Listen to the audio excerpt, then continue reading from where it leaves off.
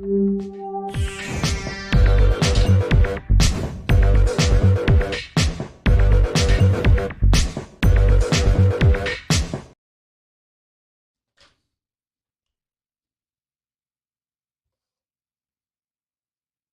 muted.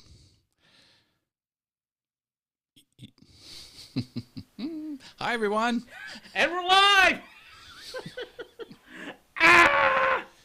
I'll get it right, folks. Hope everyone had a great Thanksgiving. Matt, how was your holidays? All good here. Hold on, I gotta silence a few things on my end. On that note, I'll just cue up the intros. I'm Robert Lee, executive video producer and founder of ShaLaLaLa Productions. This is Verbose Wednesday, and I'm here with Matt Haas. I have websites and YouTube channels, and I call myself an expert. Indeed he does. Indeed he has. Indeed and all. So, well, now that we got the mic fired up, so how was the holidays for you? Good. Little different with a lot of cancellations and some other things. We moved it to a different day, but we had the turkey and had my boy and his girlfriend and my wife, and that's what it was. And we made do, and we made it work. How was yours? It was good.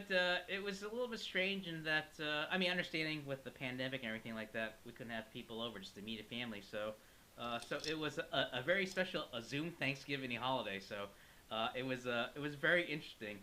Even though like we were all remote, it still had that Thanksgiving vibe just because it didn't take too long for people to get into that type of holiday family relative banter, if you will. So that was good. Yeah.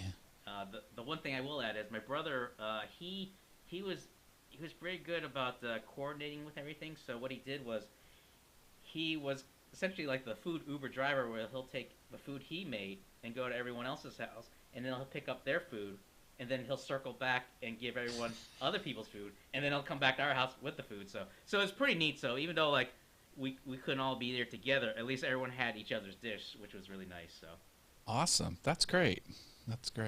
So, but yeah, so We did some Zoom stuff too. It wasn't on Thanksgiving Day, but we did some Zoom stuff.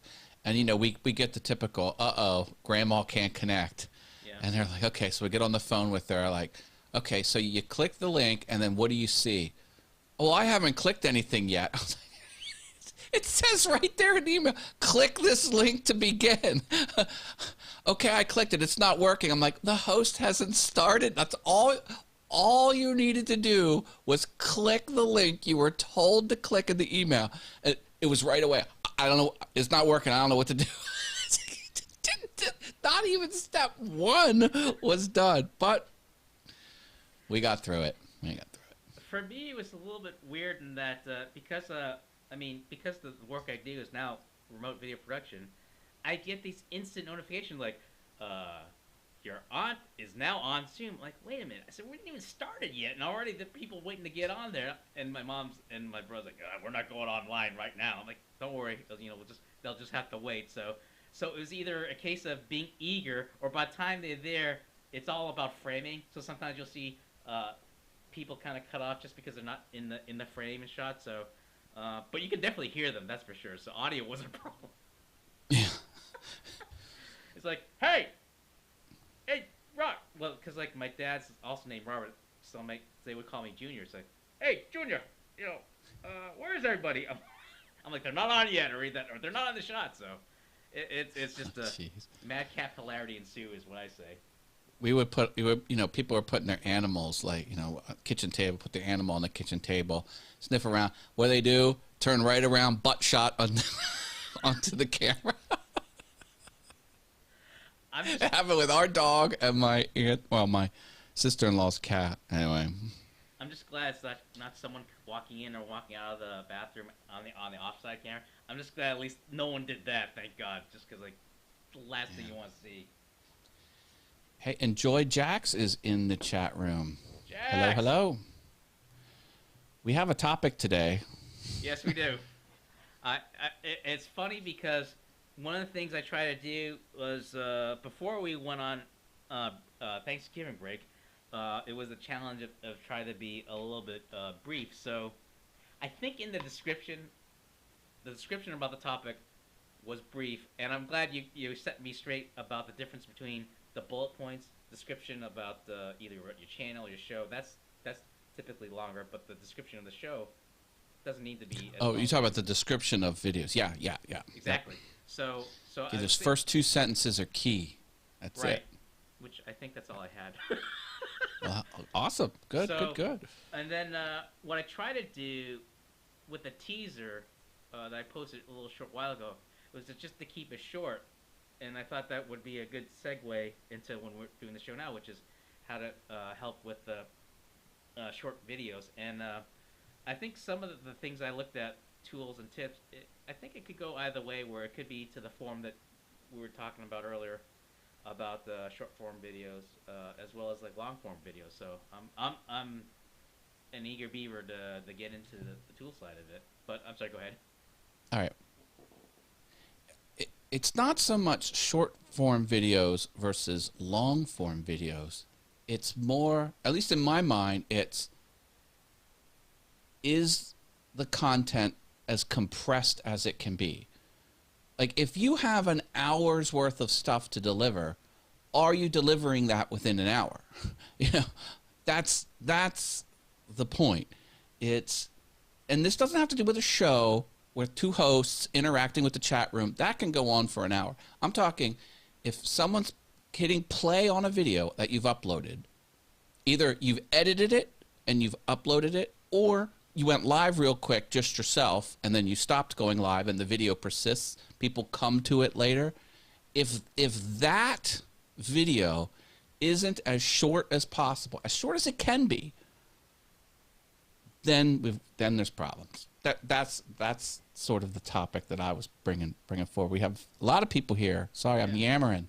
Hey, no worries. It's a nice. Who's in the house, Robert? So we got Sammy, Superstar. We have Artfully Blind with Diana jumping in there. So hi to everyone there. Thanks for jumping in there. So no, I mean, I think no, it's very cool. I mean, for me, it's just like whether it's the form that you describe or what I was thinking, whether it's long form, there's still the tendency of just people just trying to like rifle through. You know, like they, as opposed to speed reading a book, they'll like speed read a video just to trying to find the content you're looking for. And I thought as a way to counteract that, for people that maybe go a little bit too long in either form, at least to provide some visual or some sort of aid to help the people find the content they're looking for, so that it prevents people to run away from your video to find someone else's, or for whatever reason that they may just and I would put forth that if you need to do 4 topics in one session and you provide convenient ways to jump around those 4, someone may not watch the video if the video is too long. A lot of times on Facebook, I'll see, and even on YouTube, I'll see how long the video is. If it's too long, I won't watch it. It's like, oh, I want to know how to compress a video. Oh, I want to know about this file format. Oh, I want to know about this camera feature. I'll do the search for it, and I'll see 10 videos. And if 4 videos are 6 minutes and one is 22 minutes, I'm not picking the one that's 22 minutes. I'm not. I just want to know my answer. And that's kind of what that's something that, yes, visual stuff, chapter markers can make it easier, but you might not win the click to begin with. You might lose the click. You might not even get someone there. That's something to think about. right. Robert's mic does not sound good, says Sammy Superstar. Maybe I'll bring mine down a little bit. So yeah, I was just thanks, Sammy. Yeah, it was to answer Sammy's question. The other mic that I was using, it was picking up a lot more stronger hiss, so I had to revert back to the original mic. So the priority was to make sure you could hear me, and right now it's just a matter of just simple mic. I turned my volume down, so maybe that's a little better. Hopefully it's a little better. Let us know, guys. Right. So Enjoy Jack says they use chapter markers a lot in ASMR. Yeah. I mean, yeah. I mean, actually, to Jax's point, she's a mind reader because that's one of the I don't know if you want to call it tools or tips, as just one to help people with their videos that maybe that go a little bit long length to help people that are looking for your videos. Because I, although it might be a different take to what you're saying, the only reason I could see people that may like gravitate towards a long video, and it's more, I guess it may be like a branding issue, which is a totally different topic. You know, like a known entity or known voice that they may like go to that video and go through the trouble to try to hunt through the point that they're looking to answer for. But if they're gonna do that, then yeah, chapter markers would be the thing to do. Hey, I mean, I've got long videos. I have a course, and some of the topics, you know, it just makes sense to put 5 quick things in one video, and I have chapter markers. And the videos, you know, not super short, but that just makes sense. But, you know, for posts on Facebook where it's like, hey, I just wanted to share this one idea with everyone, or hey, there's a new feature on this forum just going live. You know, those types of things, keep them short. Say what you got to say, get in and get out. That's my suggestion.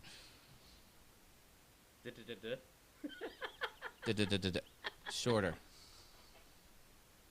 Yeah, I mean, and I like the earlier video earlier this week where you mentioned about how listening to your own video, even by just like correcting the closed caption subtitle, it helped go a long way to help be a little more polished in your videos in a way that to the point that if you're gonna do a video, as you stated, to be short, it'll help you from being a little bit more focused and stronger camera presence in presenting that point.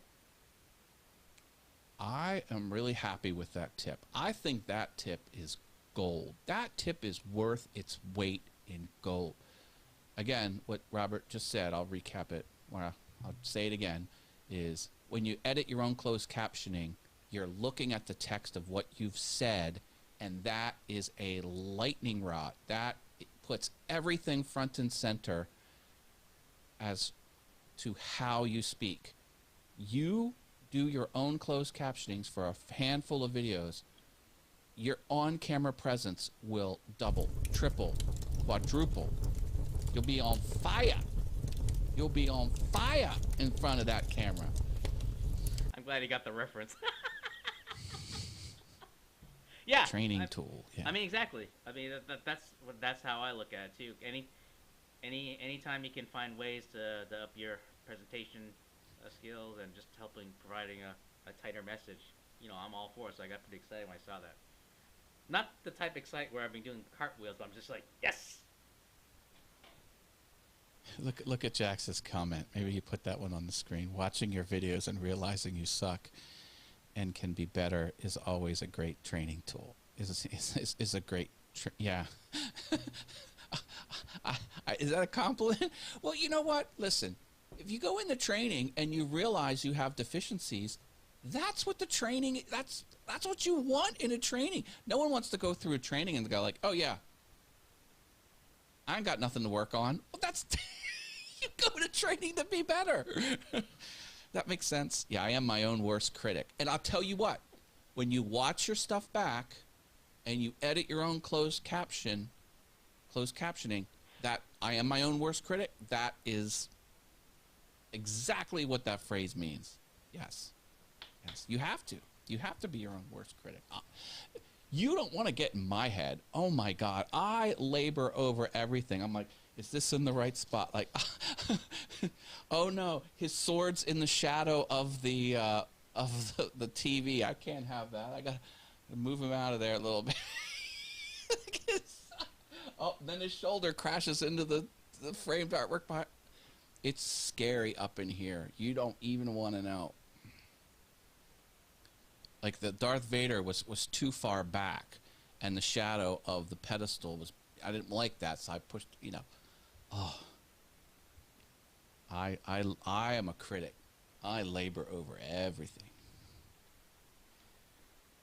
I was anytime I hear about not getting up in my head, I'm always have this visual of cobwebs in the attic kind of thing. So I was trying to clear that as I was hearing it, but I hear you loud and clear.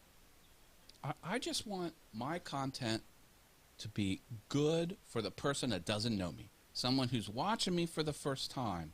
Like, I don't want to put something out there that is not up to my standards. I was telling Robert earlier this week that I did something that I don't advocate doing, but I did it anyway. And the end result is, going to my point is, it still met my standards, so I did it. And what I did earlier was I took a live stream that I did and I clipped out 2 minutes of it and I reposted that 2 minutes as its own standalone video. I generally recommend against doing that, but I did it. And I did it because what I delivered on those 2 minutes was dead on. It was clean. It was a beginning, middle, and end. It like all of the conditions sort of fit, and I think it worked. But critic, I'm like, someone could see that video as the first video of with me in it, and I would be okay with it. So that I went ahead and did it. I don't know. I mean, for me, I always look at things of just being versatile and just being able to find ways to get your content quickly. But at the same time, you don't want to sacrifice the quality of the message or the presentation. So I can see in instances like what Matt described, where if you have like a program you're doing live streaming and there's no one really watching, I could see how people can pull it off just for the fact that they can present their point, make the cuts, edit and post it up there. But yeah, I mean, but if you have like a program where you have like quite a few audience, then then it's almost going contrary to the point as to doing a live program where you want to engage with the audience, but as well as providing helpful content and stuff. Well, I mean, I'm all about efficiency. I'm all about doing things faster. I mean, that's what I do full time. I figure out how to do things faster and with higher quality and lower price tag. But it's the content. If the content doesn't turn out good because you wanted to do it fast or you didn't have enough time, then you're not doing it. You're not doing it right. The content has to meet a quality standard that you set for yourself. And I get it. When you're starting out, it's a different ball game. And doing and failing is I'm all for that. But once you start having a catalog of content, if you're not improving, you're not doing it right. You should improve a little bit every time you make a piece of content or go live. Just strive to do one little thing better than you did before.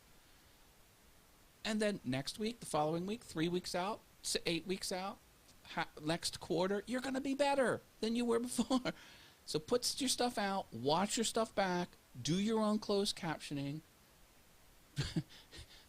Make it better every time. That's Verbose Wednesdays right there. Did it. I'll get it right. Did it. So Short. Now it's sounding like a theme from the Addams Family. That is a hard song to play on the piano. Actually, I did not get triple stars on the Addams Family song because it was so hard. What'd you get? Hard, man. It's like, well, not three. Hey, it's more stars than I'll probably get, which is probably in the negatives, so. Can you have a negative star? I mean, what would that be? Something to think about. You can have none of the stars light up. Maybe that's a negative. Well, I would call that a bulb light burnt out or something. Speaking of this piano app, did you know? Look, we have a Christmas challenge or a holiday challenge coming up. Okay. On my app. I want to ask you this question. This is important. Fire away. So it's holiday songs, and they unlocked 4 songs in the holiday song package. 3 of them make sense as a holiday song, but one of them I'm questioning. I need your opinion. All So right. the 3 that are not questionable, that are obviously holiday songs, are Silent Night, Jingle Bells, and Last Christmas by Wham. Okay, those are uncontested. Those are obviously holiday songs. Last Christmas by Wham? Yeah. Yeah, Last Christmas by Wham. The 4th song is Knockin' on Heaven's Door by Guns N' Roses. Is that a Christmas song? Wait, what? I swear to God. Folks, you're going to have to help enlighten me because my music knowledge is not as robust. Is that a Christmas song? Just say yes in the comments or no that the Guns N' Roses' Knock on Heaven's Door is a Christmas song because that's news to me if it is. Yeah, let me show you.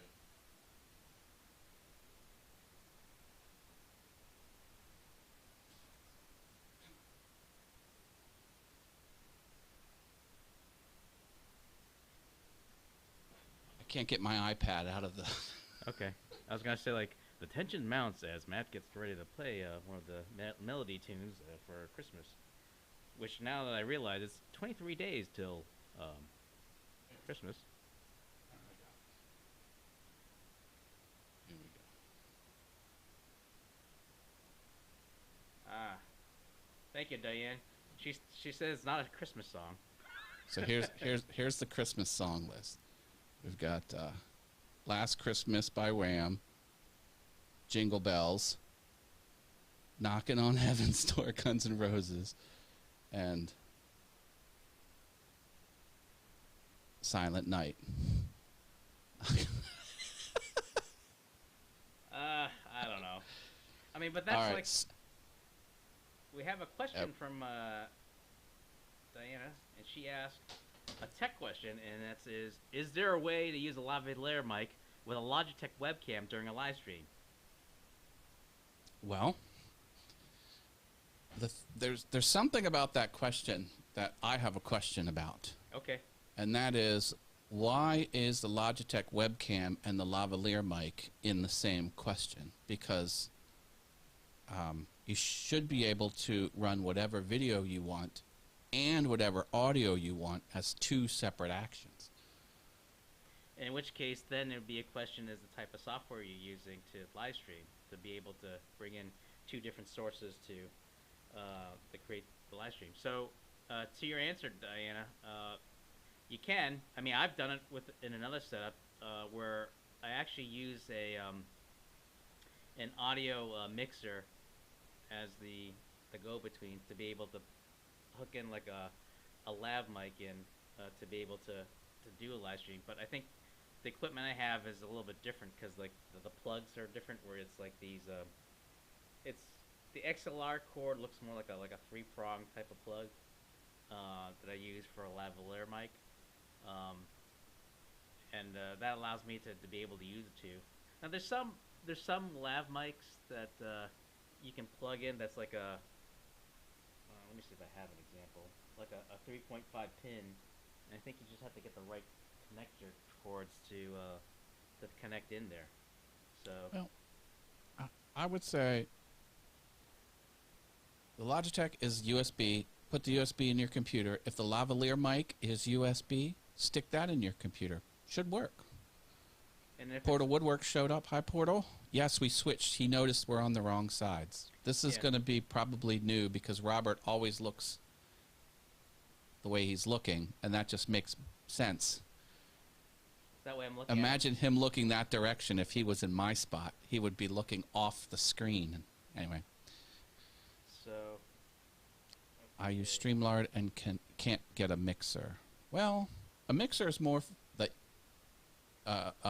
a computer type of thing. Can the computer see your mixer? It's not that StreamYard needs to see your... StreamYard will see whatever device you have connected to your computer.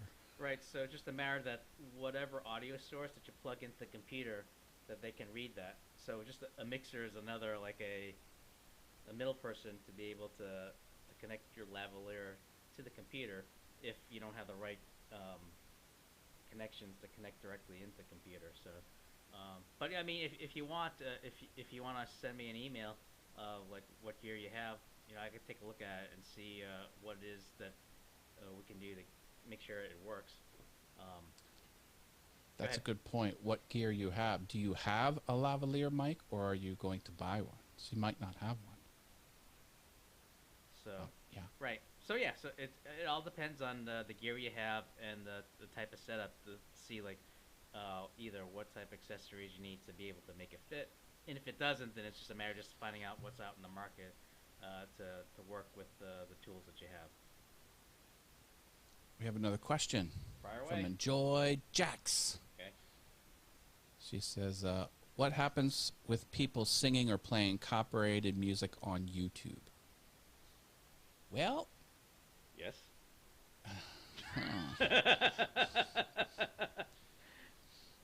the answer is various things will happen. And the reason there's no one concise answer isn't because I don't know what I'm talking about.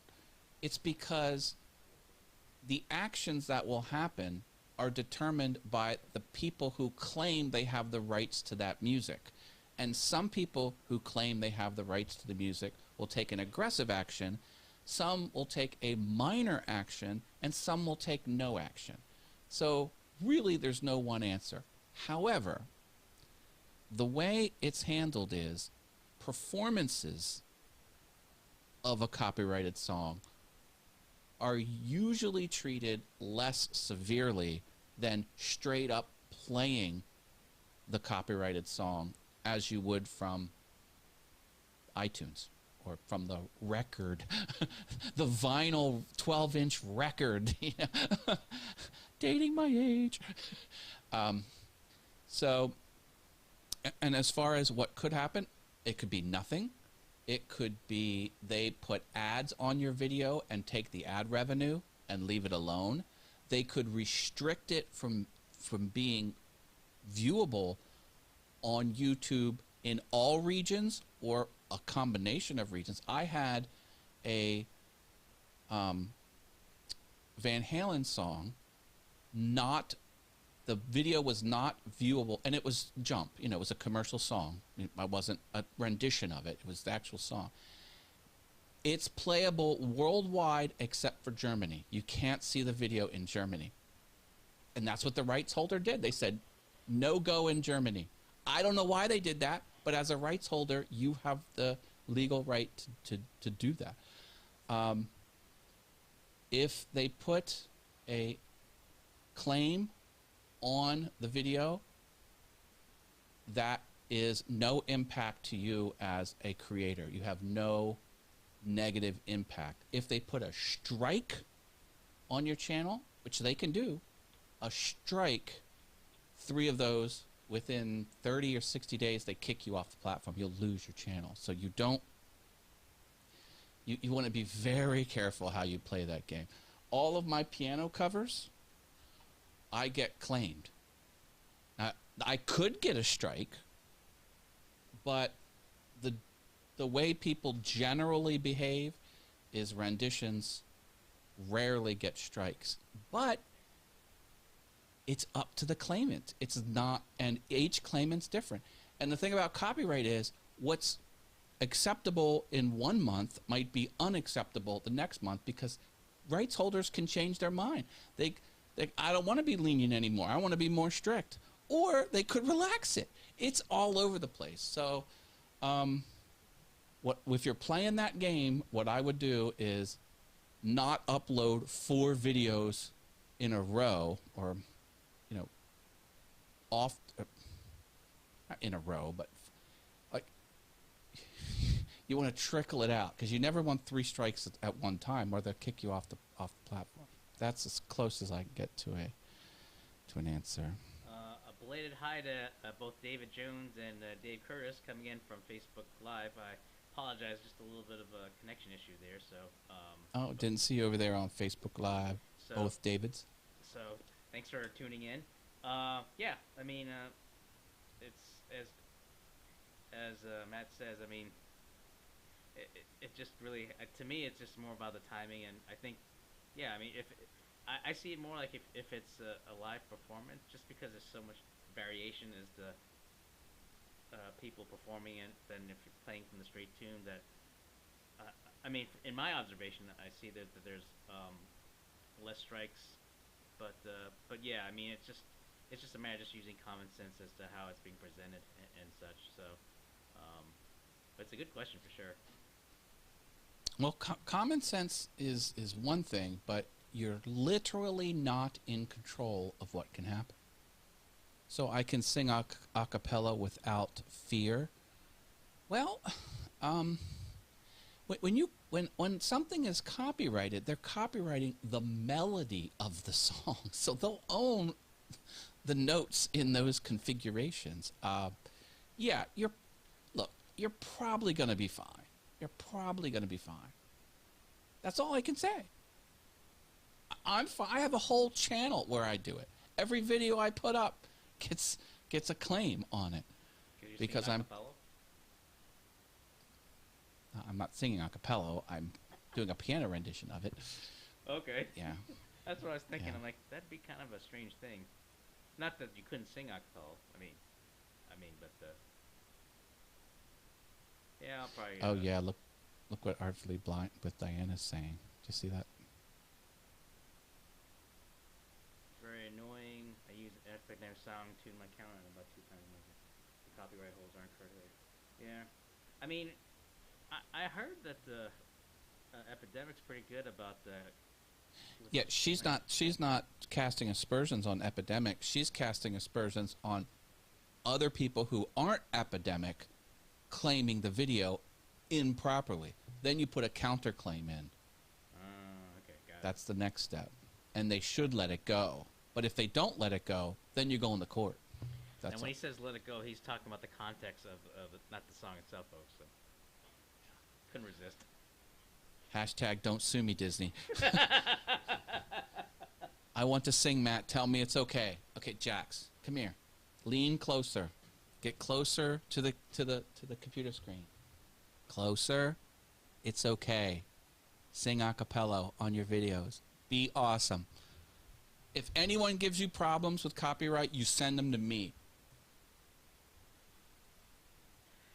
I feel like I should be playing the Godfather theme song in the background, but, you know, again, because we're talking about copyright music. You know, it's just a bag of hurt. It really is. You know, yeah, do performances and renditions, I don't know of anyone that has got a copyright strike, like the more severe action, the strike. Right. But just because I don't know that doesn't prove it's not happening. Right.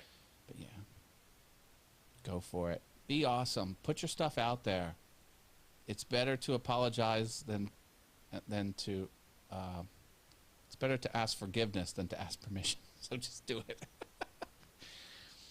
I forgot who I heard that from, along with what you said. Maybe it was like something else. Okay. Anyway, that's a scoop there, Jax. That's the scoop. Sorry, just. So for our topic, Yes. what else do we want to talk about? Our topic was make short videos because shorter is better, and you don't want to waste people's time. Yep. I mean. You had visual stuff and you had chapter markers. Right. Do you want to look at some of those? Sure. So because I remember a couple people had asked in a different program of just examples of that. So I thought it'd be great to be able to. I'll share some examples if you'd like. Let's see. Is this screen share? Where's the screen share button? There it is. Oh, my screen's awful tiny. Pull that up there, folks. Just give me a second. There you go. I'll do some zoom ups. Okay. Okay, here we go. Retro Matt.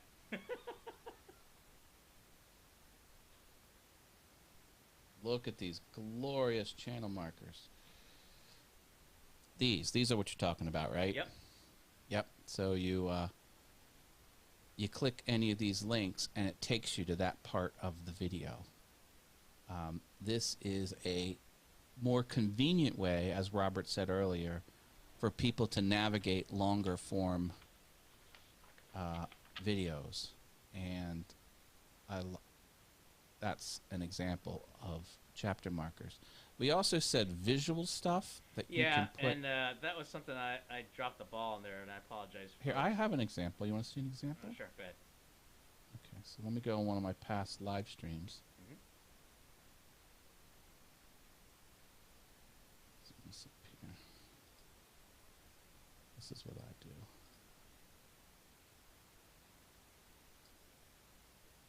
There we go. News of the week. Do you see the news of the week border? Yep. So this is an example of something visual you can do to help segment out pieces of your content. And Yep. that's something visual that I put on the screen. So people can find that visual when they're scrubbing through the playhead, and you get a little thumbnail preview of where you're going to drop And the... yep.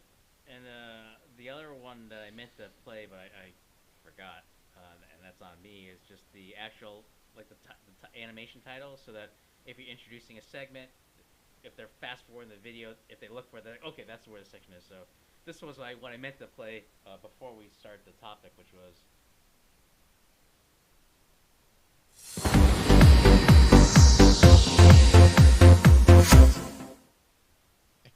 There you But I go. forgot to do that, Topic of so- the day. My fault, folks. So it's gonna confuse the hell out of people. Like, they're talking about the topic, but why did they play it so later? Sorry. So, but yeah. So that was the example Matt showed earlier, like a visual marker identifying the segment, or just even like an animation title, like I just showed earlier, where the examples, the visual markers, so that if you do have viewers that are trying to fast forward to find the section of the talk you're giving, short, long, two-person, one-person, that'll help go a long way to help the viewer find what they're looking for. And not to sound like a squirrel there. Let's see what we got here. Strange fact: the longer my videos, the longer the audience retention, and shorter the videos, the shorter retention rates. Yeah, she clarified that in the next comments. The retention rate stays the same whether it's short or long. Well, there are things you can do to make the retention rate better, and you can implement those things. One of the things I like to do is just end the video. Boom, end. Surprise ending. Deliver content, deliver content, deliver content. Bye, click, gone. Then, you know, you don't have 25 seconds at the end of your video with no one watching because they figure it's just credits and end screen stuff. It's one thing you can do. Yeah, you know, what? Well, let's talk about that. What that's basically saying is, if her retention rate is 50%, and it's 50% on a 10-minute video, and it's 50% on a 2-minute video, well, it just means that on the 2-minute video, you had a minute worth of interesting stuff that people followed, and on the 10-minute video, you've had 5 minutes of interesting stuff that people have perceived were interesting. You know, this is the public we're dealing with here, folks. The public is wacky. The public doesn't make any sense. They watch what they watch, and they jump off when they jump off. Yeah. I mean, it's almost like the answer I have is a little bit different, so I'll try not to get too off topic. And that's just more about the audience as to who you're posting the content to. So if it's really targeted to your audience, you know, more likely the rate's going to be a little bit higher. But if it's more general, then it could be a little bit haphazard or unpredictable, as Matt was pointing to. So sometimes that plays to it. Sometimes I wonder if it's more of where the video is appearing as to the type of audience that you track, whether it's if it's like let's say for example you're posting a business video about mechanical engineering on the I don't know how you cut sandpaper or something like that, and you post it on LinkedIn.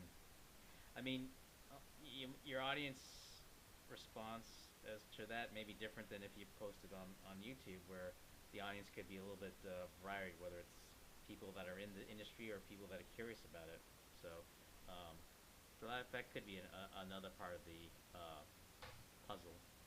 Answer to the puzzle. Another clue to the varying responses. All right. All right. Well, So I think we've covered everything, didn't we?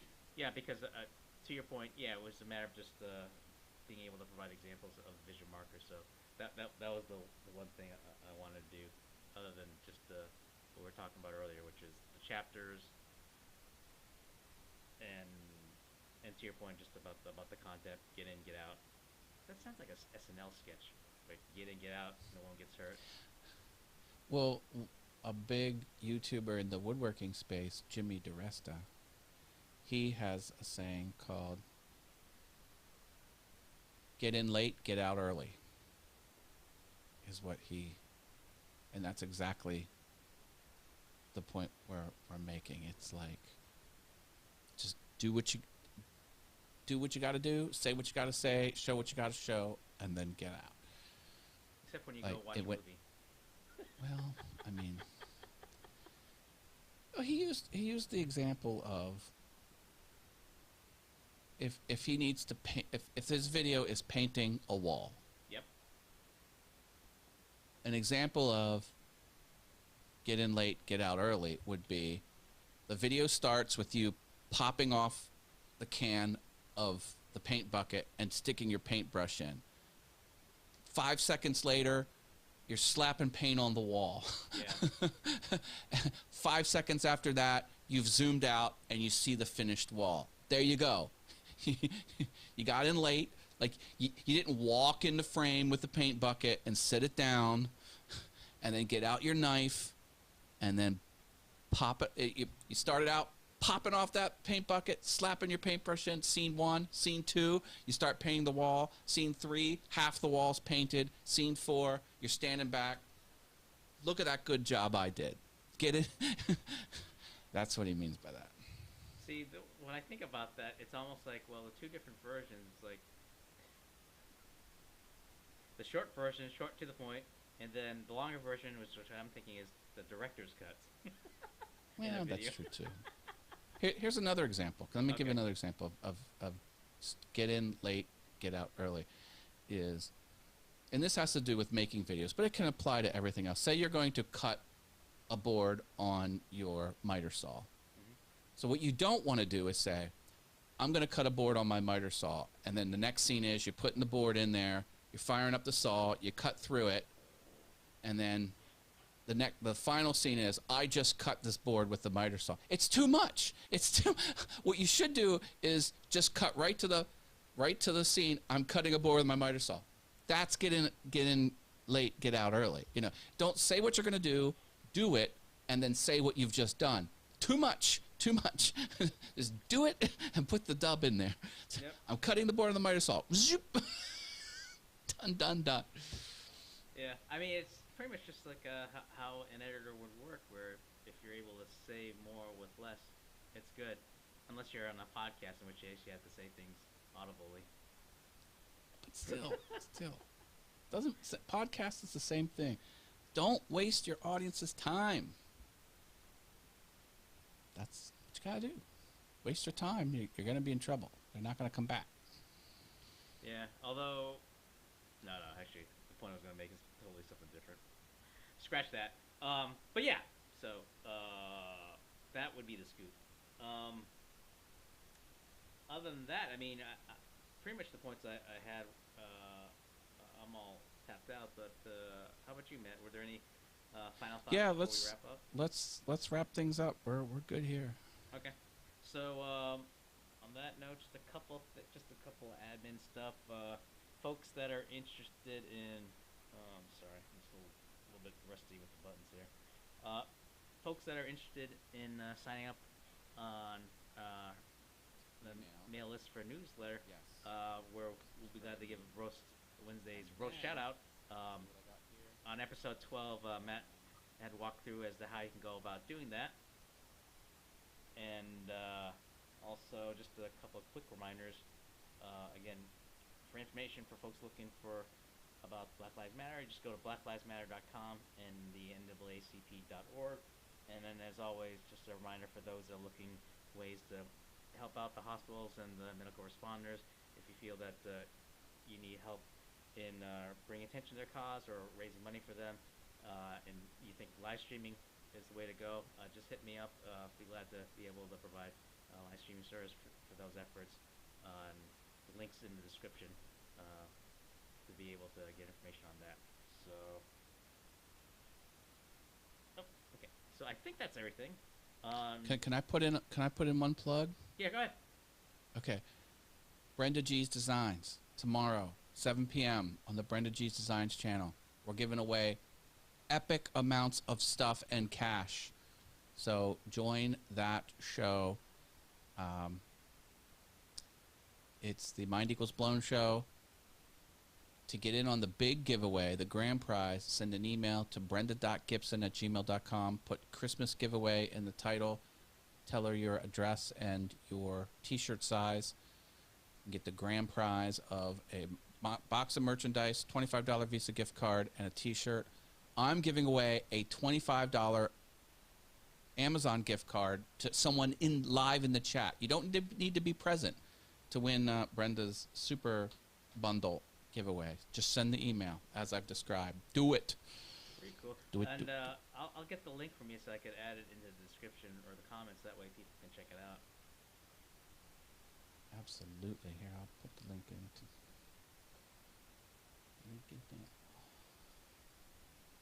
Oh, okay. Just making sure I got you there. He's waving by.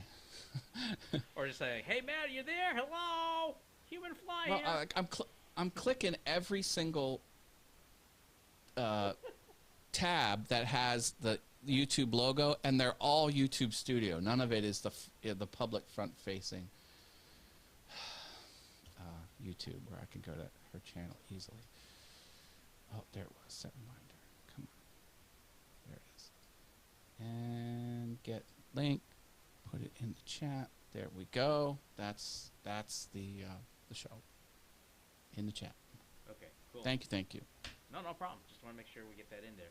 So, folks, for more about the